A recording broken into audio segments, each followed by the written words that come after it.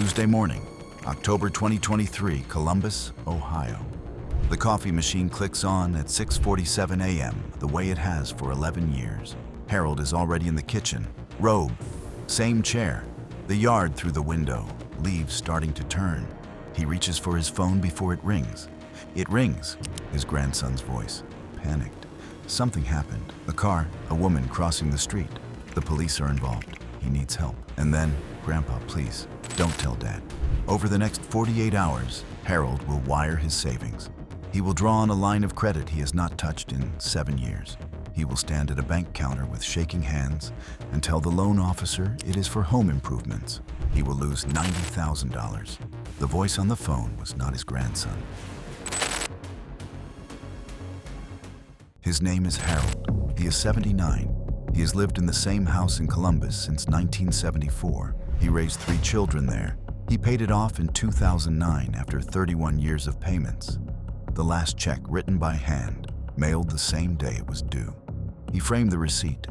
It is still on the wall above his desk. He is methodical, careful, the kind of man who reads the fine print and then keeps a paper copy of everything. His neighbors would tell you he is the first to shovel the walkway after snow, the last to ask for anything. He has 6 grandchildren. He knows all of their birthdays. He calls on the right day every year.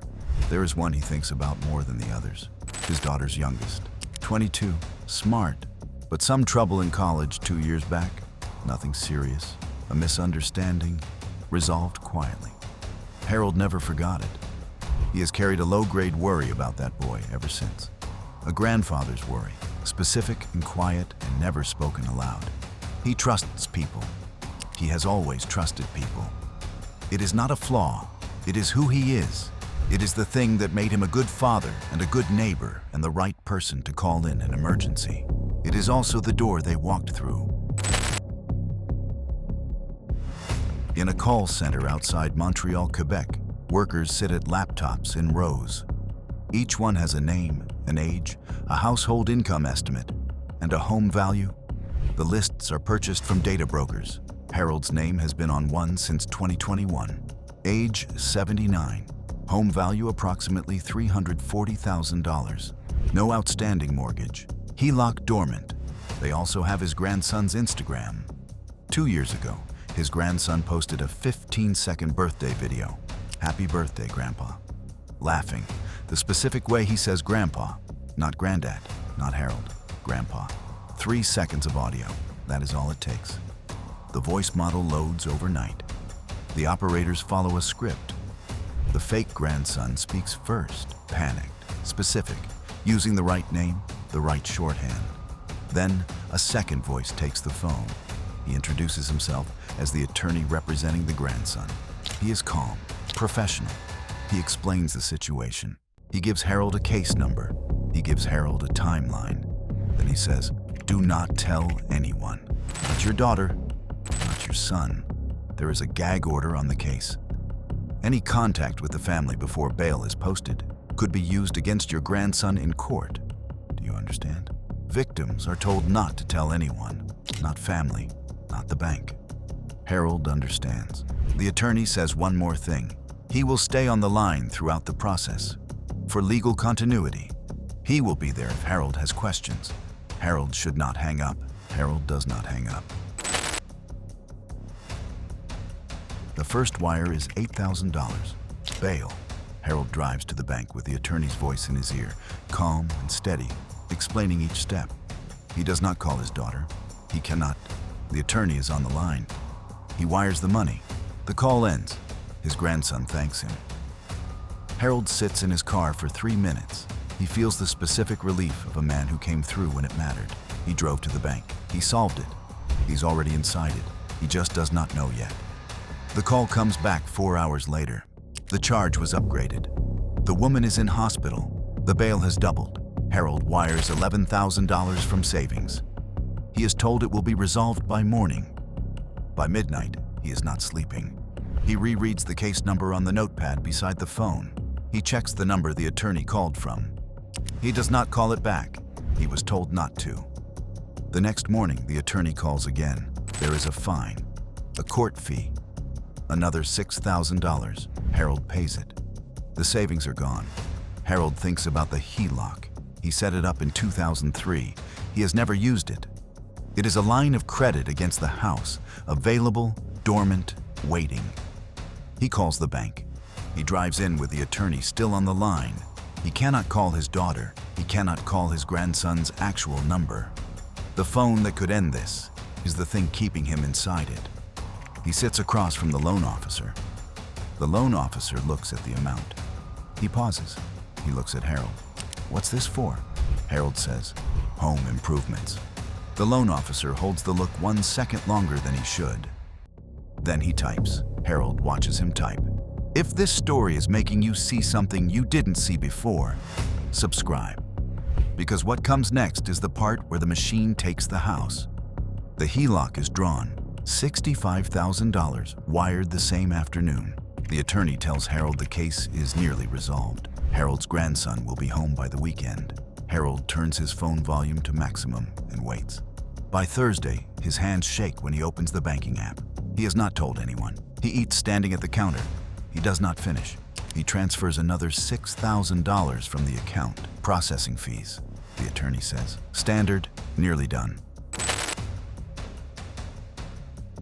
Friday morning, Harold's phone rings. A different number, his daughter. He does not answer. The attorney is on the other line. She calls again. He does not answer. Then his grandson calls. From his college number, the one Harold has had in his phone for 4 years. Harold stares at both screens. Then he answers the grandson. The grandson is at class. He has been at class all the week. He is fine. He does not know why Harold sounds like that. Harold sits down on the kitchen floor. He calls the attorney's number. It rings once, disconnects. He calls again. The number does not exist. He opens the HELOC account. He already knows what it says. He goes to his desk. He looks at the framed receipt from 2009, the last payment. The house, paid. He touches the frame. He remembers mailing the check. He paid off his house in 2009. He lost it in 48 hours. Harold files a report with the FBI. A case number is assigned. He is told that wire transfers sent to international accounts are rarely recovered. He is told this happens every day. He is told he is not alone, and he does not believe it because he has not told anyone. The shame the machine built into its mechanics is still working perfectly. He tells his daughter 6 weeks later. She does not speak for a long time. Then she asks how. He tells her about the voice. She pulls up her son's Instagram. She finds the birthday video. She watches it once. She closes the phone. The HELOC balance is $65,000. With interest, it will grow. Harold is 79. The house that was paid off is no longer paid off. There is no timeline on which this resolves. 32 days after the loss, a different caller contacts Harold, a federal recovery specialist.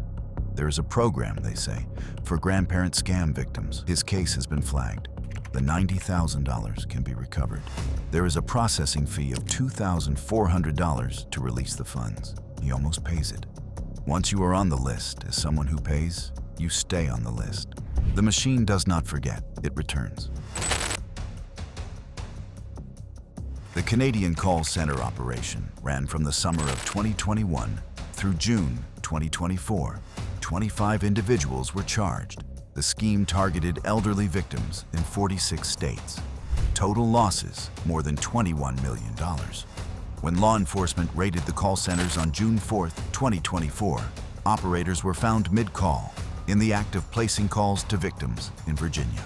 One defendant was arrested in his truck with numerous cell phones and lists of elderly individuals in multiple states. The lists had names, ages, and estimated household incomes. They were still sorted by home value. The Dominican Republic operation ran simultaneously. 16 charged, hundreds of victims. Call centers in Santo Domingo running the same script in the same order with the same case numbers and the same attorneys and the same couriers dispatched to the same kinds of houses. In 2024, Americans over 60 lost $4.8 billion to elder fraud, a 43% increase from the year before. The average individual loss was $33,915. Harold lost more than twice that. He is not unusual. The FBI estimates that for every case reported, 6 more go unreported. The shame is not a side effect. It is load-bearing. 85% of grandparent scam victims never tell law enforcement. The machine knows this. It built the gag order for exactly this reason. The birthday video is still on Instagram. His grandson never took it down. He did not know what it was used for.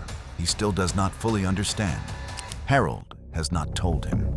Every day, at call centers in Montreal and Santo Domingo and Mumbai and Lagos, a new list loads.